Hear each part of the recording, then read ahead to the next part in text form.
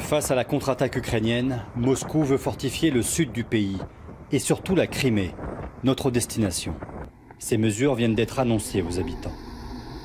Nous sommes dans une ville très protégée par l'armée. Alors, je n'ai pas du tout peur. Il y a toujours un danger. Je me dis qu'un missile pourrait tomber ici. Dans les rues de Sébastopol, les affiches patriotiques sont omniprésentes. Elles promettent la victoire face à l'armée ukrainienne qui avance. Cette ville voit aussi arriver des habitants venus d'Ukraine, évacués par l'armée russe. C'est l'une des autres conséquences visibles de la guerre, l'afflux de milliers de déplacés venus de Kherson. Tous remplissent un formulaire pour trouver un travail et toucher une première aide. 10 000 roubles, soit 160 €. À Sébastopol, 16 000 personnes sont déjà enregistrées. On est parti en catastrophe. Il y avait une quinzaine de bus pour nous emmener. Je ne sais pas quand je reviendrai chez moi. Vous espérez y retourner ?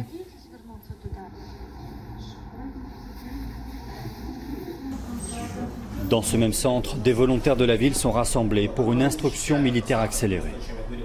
Face à la guerre qui se rapproche, la directrice veut nous montrer comment certains habitants se mobilisent.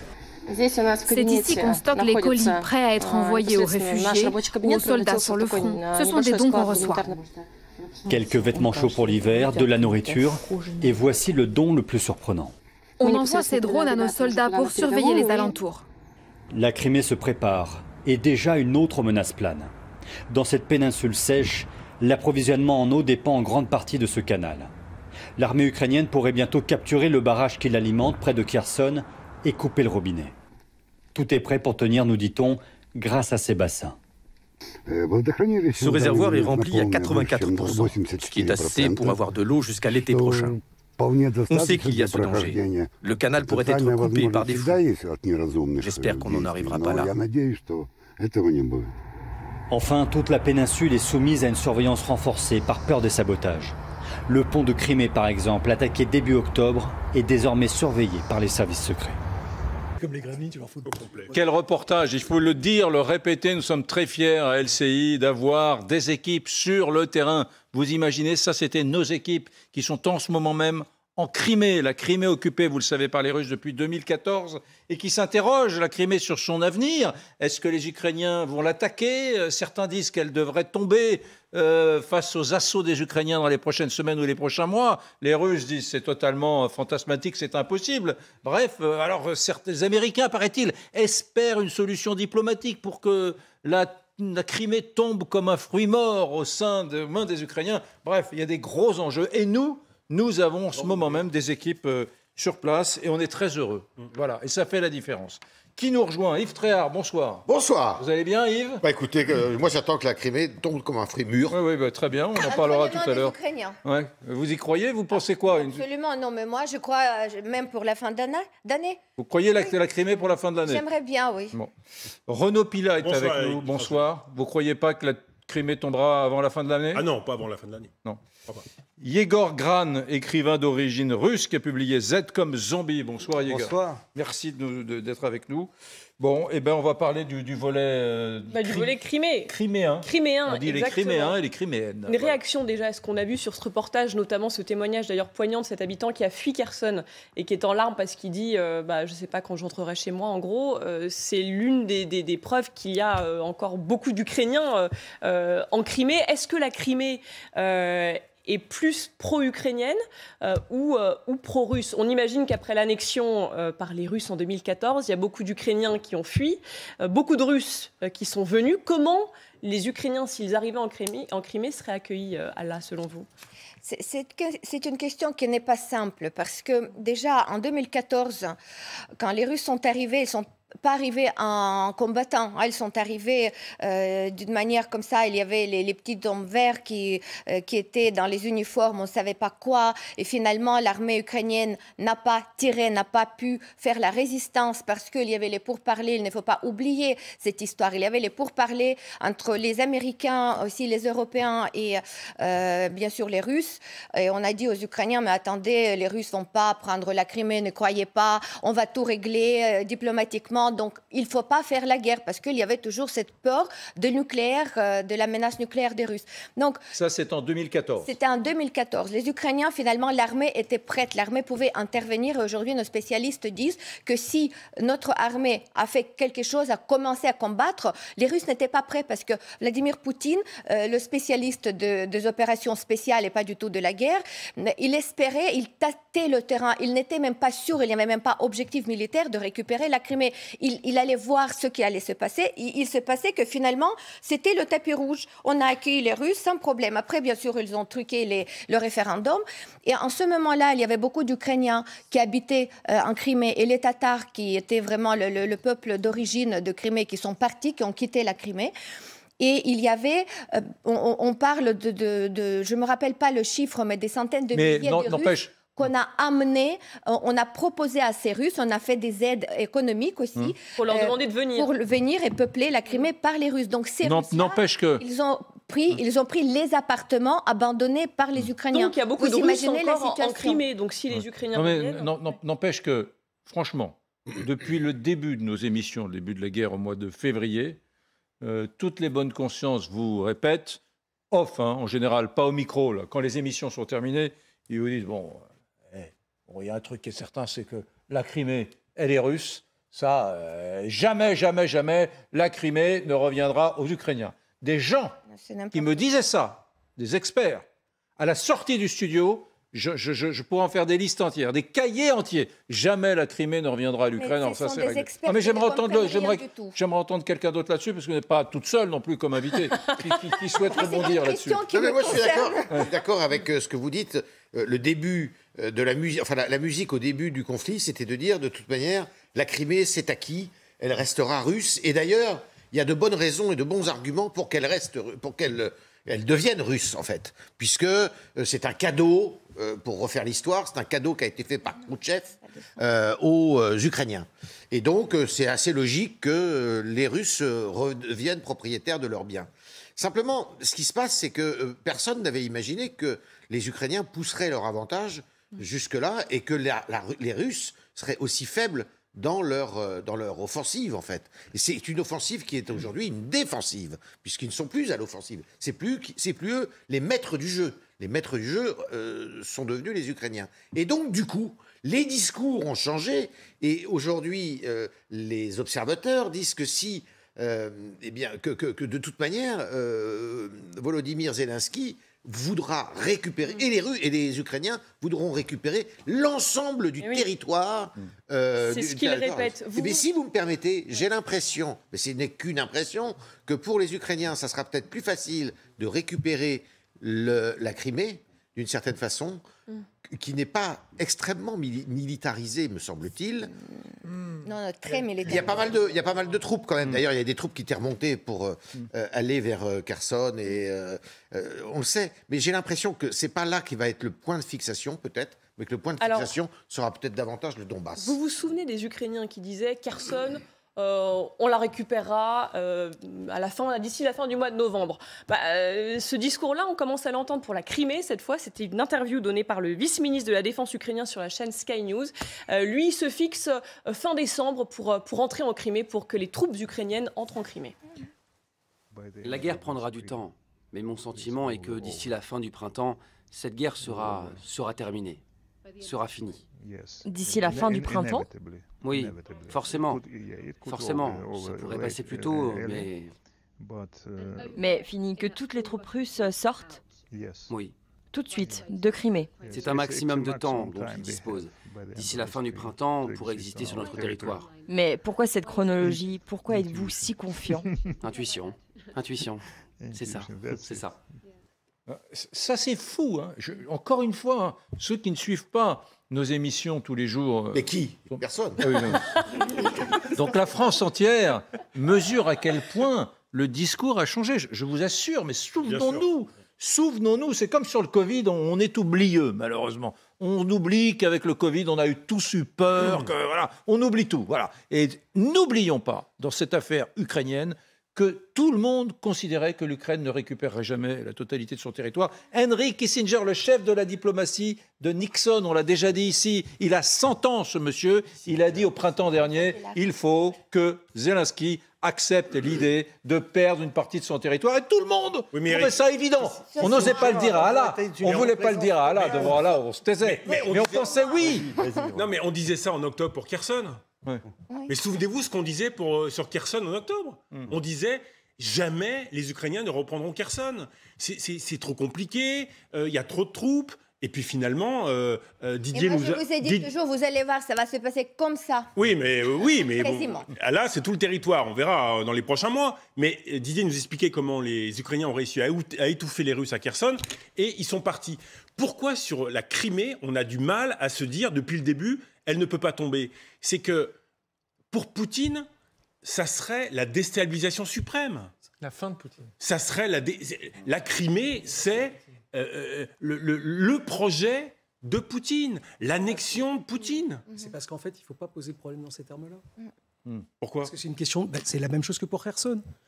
Tout le monde à Kherson disait c'est pas possible parce que tout le monde pensait à la bataille où les Ukrainiens allaient rentrer dans le tas en fonçant comme des fous, tête baissée.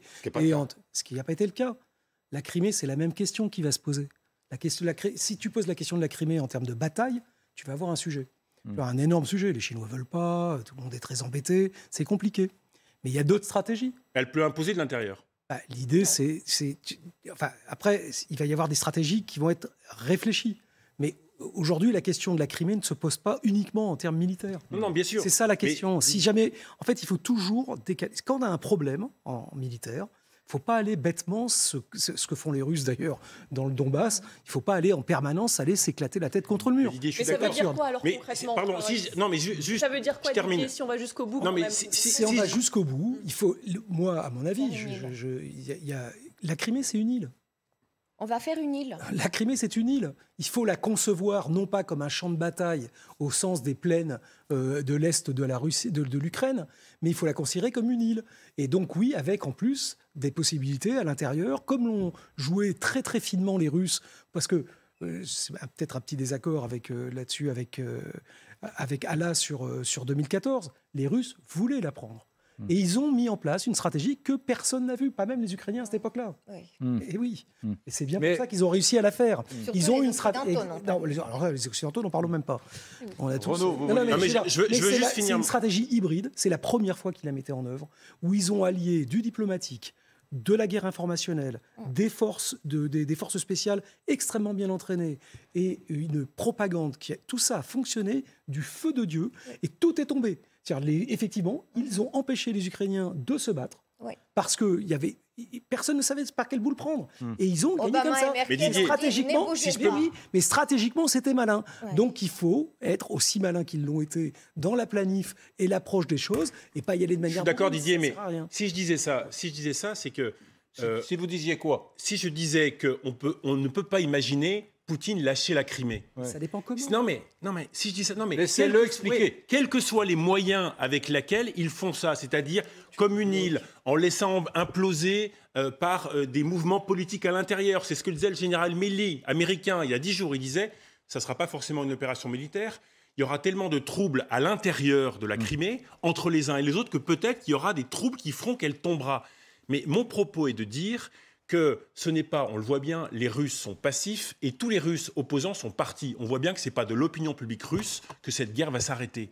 En revanche, si la Crimée tombe, quel que soit le moyen, Didier, si la Crimée tombe, je vois mal l'armée russe et les élites russes qui tiennent le pouvoir laisser en place celui qui a déclaré qui a déclenché une opération spéciale et qui finit par lâcher la Crimée, par ne plus garder la Crimée. Poutine, je ne vois pas Poutine rester au pouvoir si la Crimée tombait. L'enjeu, c'est ça pour Poutine. S'il n'y a plus de Crimée, il n'y a plus de Poutine. Voilà, et donc, il faut absolument que l'Ukraine récupère la Crimée. Point barre. On ne sait pas militairement comment ça va se passer. Je vous signale qu'il y a quand même un pont, le pont de Kerch, et qu'il suffit de le couper pour que tous les approvisionnements cessent. il avait déjà été partiellement détruit. Si tant est qu'au nord, on essaie de contrôler ces routes avec des HIMARS, par exemple. Mais la Crimée, c'est un peu comme le centre de l'étoile noire dans Star Wars, si vous voulez. Si, à partir du moment où vous bazardez un missile là-dedans et que vous récupérez la Crimée, je parle en métaphore, eh bien, Poutine meurt, en fait. Ou en tout cas, a une chance. Et l'Ukraine remporte cette guerre. Ensuite, comment Poutine va le vendre à ses Russes, ça c'est encore une autre question. Et ensuite, comment l'Ukraine pourra-t-elle gérer cette Crimée, récupérer? Il ne peut pas le vendre. Moi, je suis convaincu qu'il peut le vendre. Mais ça, c'est encore un autre débat. La Crimée tombe chez les Ukrainiens, il peut le vendre. Il est capable de. L'armée ne laissera pas faire. Il est capable de vendre tout, cet homme-là. Abonder dans le sens de Yegor, et pour revenir à ce que vous disiez, Renaud. Moi, si je suis Vladimir Poutine, je me projette dans le futur avant de revenir en arrière. La manière dont je me projette dans le futur, c'est que oui, la Crimée va tomber. Et comment est-ce que je présente ça comme une victoire quand on va quitter la Crimée? Et il ne faut pas sous-estimer le degré, si vous voulez, d'orwellianisme de l'univers poutinien, c'est-à-dire la guerre, c'est la paix, la défaite, c'est la victoire. Donc oui, il est en train de viser des plans qui vont expliquer que la Crimée, finalement, c'est un bout de terre où il n'y a même pas l'eau courante, on va le donner à ces paysans et ces clowns d'Ukrainiens, on n'en a pas besoin, etc. D'ailleurs, il a déjà commencé à faire partir des bâtiments navaux depuis quand même Sébastopol, qui est la base, enfin le QG de la flotte de la mer Noire.